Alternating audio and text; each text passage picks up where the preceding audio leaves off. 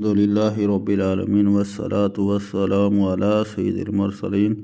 اما بعد فاعوذ باللہ من الشیطان الرجیم بسم اللہ الرحمن الرحیم۔ رسول اللہ صلی اللہ علیہ وآلہ وسلم نے عاشوراء کی صبح کو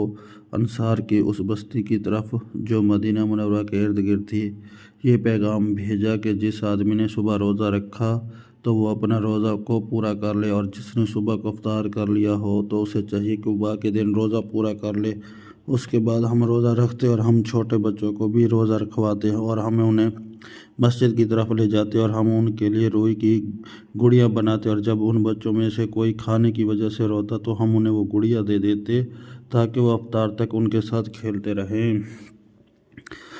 ربیہ بنت معاذ سے عاشوراء کے روزے کے بارے میں پوچھا تو انہوں نے فرمایا کہ رسول اللہ صلی اللہ علیہ وآلہ وسلم نے انصار کی بستی میں اپنا